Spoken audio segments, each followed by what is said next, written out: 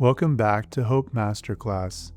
Take a moment to revisit your hopeful place, seeking a posture of peace and clarity, as we learn today about mental health and social hope.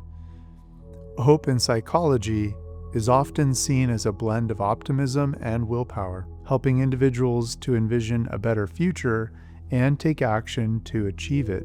Hope also fuels motivation by energizing people to pursue meaningful goals, and for leaders, as we saw last episode, to inspire and plant seeds for future growth or change. But this is something we also enjoy as seen in our movies, TV, and music. Everything begins with hope, it seems, even Star Wars. A New Hope is the title of the very first production for Star Wars, the film made in 1977. Even though it's not the saga's first film sequentially, it represents opening this fantasy universe conceived of by George Lucas. Luke Skywalker and Princess Leia fight against the Galactic Empire, igniting hope for freedom and justice on an intergalactic scale. What a rich imaginary and visual spectacle the series is, with the thrill of adventure to explore the universe, watching these main characters transform into heroes or villains. But we place our main characters, even placing hope on them, to become heroes in their narrative. We desire and hope for this idea of a hero almost universally. The hope that we can make for ourselves and others can accumulate, but ultimately must put us into action towards something good, like mini hero goals.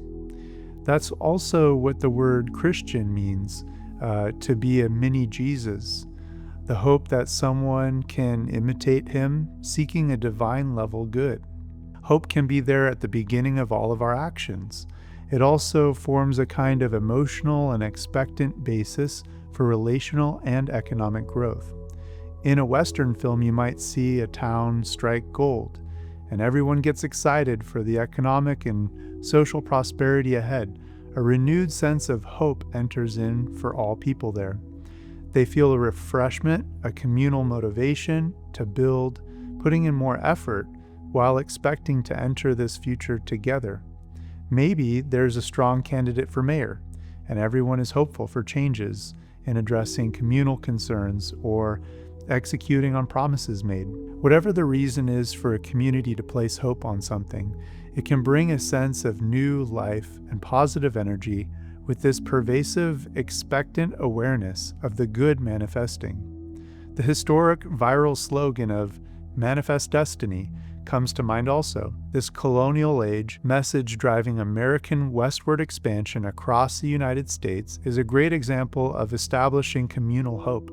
Arguably, it generated a persevering spirit in large, covered wagon expeditions through harsh landscapes. Hope seems to be effectively built through things like inspiring leadership, clear united vision, positive messages, strong community service, seeing sacrificial giving, and citizens who harbor or advocate these elements. Even the inanimate things we surround ourselves with in life reflect our inner hope. Look at something as simple as a china cabinet being filled with beautiful ornate dishes. The china cabinet itself standing as a symbol of its owner's hope to facilitate one day a special moment in catering to special guests. You could have a vision board maybe on your wall, filling your mind daily when you look at it of hopes in a visual way. A list of 5-year goals to keep top of mind. Baby clothes stored away for a future little one. Recipe books for your future events. Business cards you collect or Instagram followers, wearing jewelry with symbols that recall precious memories or sentiments. We tend to collect or place things in our life that subconsciously remind us of our hopes and dreams. We want to fill our lives with good things and even fill the void where a community is perhaps not speaking enough words of encouragement to us, building hope in each person. Perhaps the fancy things we strive so hard to acquire stems from a deeper desire to just be accepted and make meaningful connection with others. For the individual, psychologists have identified various useful methods and therapies showing the positive effects of building hope in a measured way. Based on extensive research, I found that hope is crucial for human well-being, involving goals, pathways, and motivation. Conversely, it is also important to note that balancing hope with realism is crucial, as false hopes can lead to disappointment if they're based on completely unrealistic goals. Hope in that sense is kind of like placing a bet on something and expecting some level of both small sustaining reinforcements along the way and a point of transaction ultimately reaching that goal or obtaining that which is hoped for. Hope is also actively functioning, especially when making new methods or habits, and is essential to our everyday life. When cultivated in our life, it improves mental and physical health and is central to reducing stress and enhancing relationships. Charles Snyder's hope theory, introduced in 1991, is considered a cornerstone on the topic. It breaks down into three main parts: goals, what we want to achieve; pathways, how we plan to get there; and agency, our belief that we can do it. This theory suggests hope is essential for perseverance, especially during tough times, acting like a mental shield against adversity. Studies show how hope links to better mental health, with lower depression and anxiety, and higher life satisfaction.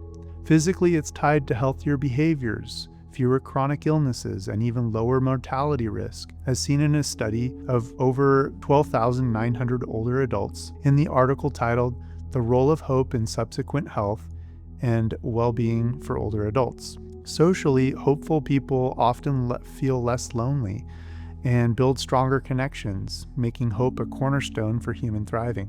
There is a direct correlation to the function of hope here and human health, but to say it is a cornerstone for human thriving sounds more like a mission-critical element. In another theory, Hirth's model, written in 1992, views hope as a multidimensional, dynamic life force, encompassing temporality, future outlook, positive readiness, direction and light at the end of the tunnel, and interconnectedness, giving and receiving love, measured by the Hirth Hope Index. That sounds like we have a way to measure hope in the field of psychology. Fast forward to 2023, Anthony Scioli frames hope as an emotion with spiritual dimensions, filling the liminal space between need and reality, adding emotional and existential layers in his writing, Hope as Emotion. Interestingly here, the leading psychologist pointing out that there's some spiritual plane that might be involved with this, tying emotional sustenance of holding on to hope. Another aggregation of research with Grok showed an interdisciplinary review with 66 papers coming from 10 different academic fields. They all came together, identifying 7 hope components: internal and external sources, individual and social experiences, internal and external effects, and the object of hope, emphasizing its broad applicability. This is depicted in the article Interdisciplinary Hope Review. This aligns with the 4 dynamic systems approach, proposing hope includes a we power, interpersonal factor, Y power, intrapersonal factor, alongside willpower and way power, suggesting social and personal meanings. All 4 of these powers in this theory work together to shape hope. These 4 power-based principles are a dynamic way of looking at hope and how it functions in our lives.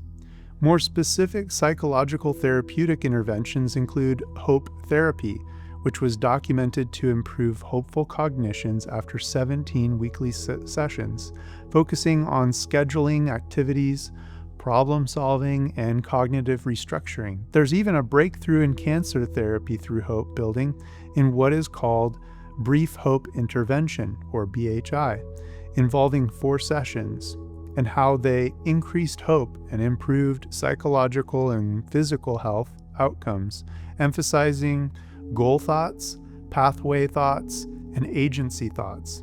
That's again a nod to the categories in Charles Snyder's theory. It's refreshing to see how, on a human, emotional, intellectual, and possibly spiritual level, hope has multifaceted benefits and outcomes that are continuing to emerge and expand through such research and therapies. For more practical, self-implemented techniques, creating hope maps, hope journals, and realistic goal settings are recommended across multiple studies on cultivating hope. Hope maps can be created to articulate goals, pathways, actions, recognizing barriers, and motivation, or fostering confidence. Creating a hope journal explores challenges, hope factors, and self-awareness through reflective writing.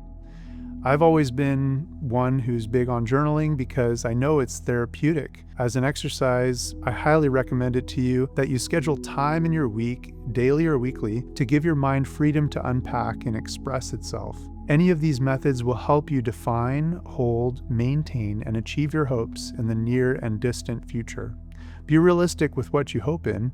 Maintain an open mind as to building general community hope where you live, and create a clear vision for the building of hope in your own heart. I'll see you in the next episode, The Tower of AI, where we'll depict the coming global infrastructure peak accelerated by AI across all industries, its effects, and the need therein for our understanding of human hope. See you then. God bless.